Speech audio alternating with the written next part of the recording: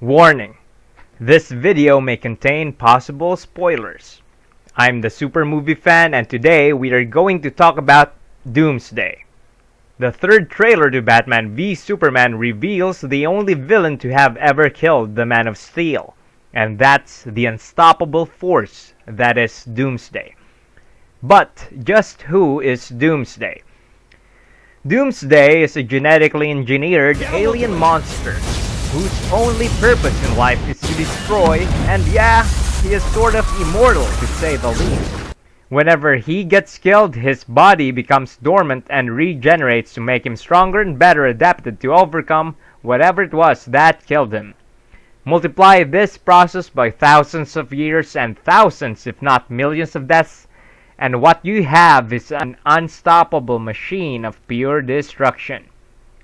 Doomsday is one of the most powerful beings in the DC universe. He proved this by beating Superman to a bloody pulp after mowing down a generous helping of DC superheroes. During his rampage on Earth, all the DC superheroes could do little to even make this behemoth notice. It was only when the Man of Steel himself paid the ultimate price that Doomsday was finally put down. So, what happens when the unstoppable force meets an immovable object? Answer: Superman dies. Now you know just who or what that monster in the Batman v Superman trailer was. Zac Snyder, I have great respect for you, man. You're like the best comic book director out there. You do not merely adapt a comic, you translate it scene for scene. When people said it was impossible, you gave us an almost perfect Watchmen. I said almost because I still would have preferred the giant psychic squid at the end. That change to becoming a nuke was the only flaw. Flaw in the sense that the nuke was added in the movie and was not based on the source material. I mean, you replicated a glowing, swinging blue dick, and yet you drew the line on the giant psychic squid. Why? 300, the first of your cinematic masterpieces. You breathed life into the graphic novel.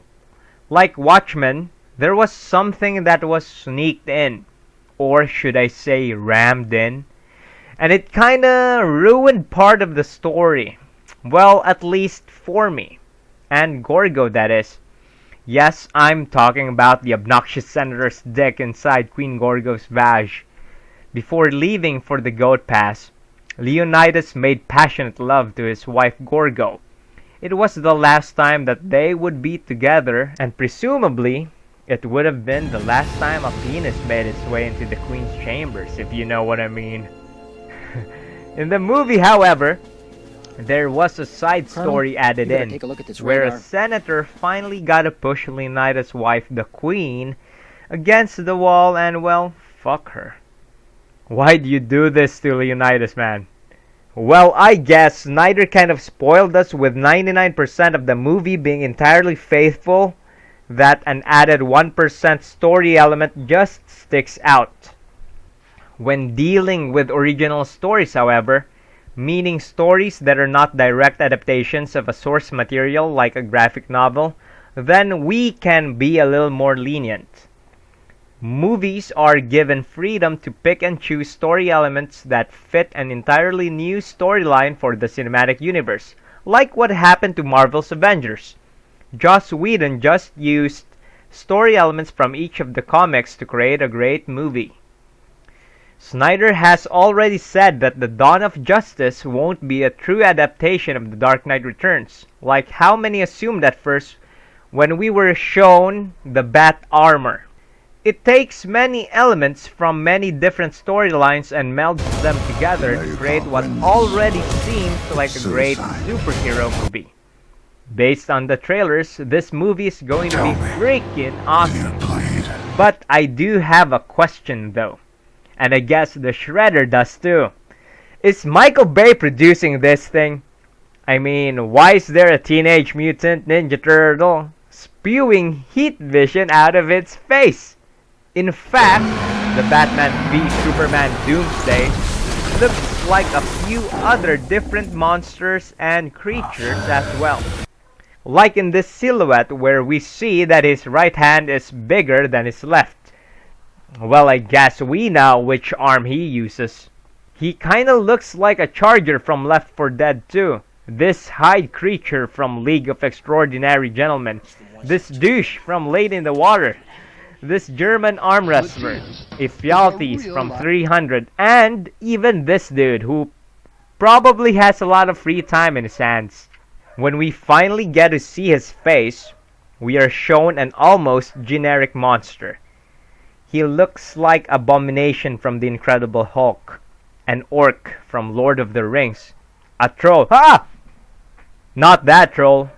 I mean, is Shrek even a troll? I forget. Also not that troll. This troll from Lord of the Rings. The Kraken from Clash of the Titans. Orga from Godzilla. Humongosaur from Ben 10. A Skrull, a naked Thanos. Michael Shannon. And I'm a firing my laser. Shoop the whoop. See where I'm going with this? So, there are a few things that do bother me with Doomsday's look in Batman v Superman. First, the eyes. They're too far apart, like the eyes of Dren. You know, the mutant creature Adrian Brody got freaky with in Splice? Or a frog for that matter. Then we have the ape-like nose. And oh, that corrugated chin. Did I mention that he looked like a naked Thanos? I think I'm merely nitpicking with those, but Zac Snyder's movie made the inexcusable mistake of emasculating the Agent of Chaos by removing Doomsday's most iconic and most unique trait of all, his bones. The bones that form a protective cage around his eyes. The bones that form a protective beard around his chin.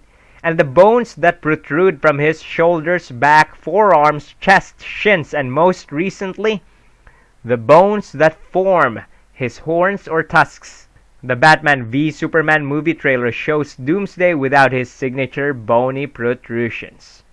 Well, to be fair, if you squint your eyes and concentrate a little bit, then you'll probably see a few prepubescent bones here and there.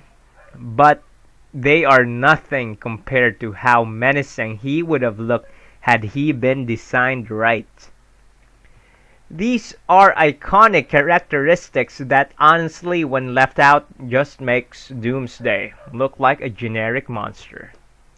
It's really like Batman without his ears. Imagine just cutting them off. He'll look like Space Ghost. Or Superman without his cape. Hit it, Edna. No capes. Thanks, Edna. Oh well, here's hoping that what we are shown in the trailer is just the baby Doomsday, and by the end of the movie, after he adapts to a few of Superman's punches, he'll look more like himself. Here's one thing that I do like about it though. It's great that they left out the old man hair. Doomsday sporting a male pattern baldness silver long ponytail just didn't sit well with me. So, kudos on making him bald. By the way, you know who else is bald and emasculated? Lord Varys from Game of Thrones, that's who. We'll just have to see when the movie comes out. It's going to be one hell of a battle for sure. We got Space Ghost v Shredder v Lord Varys. Please like, share, and subscribe for more videos. I'm the Super Movie Fan, and thanks for watching.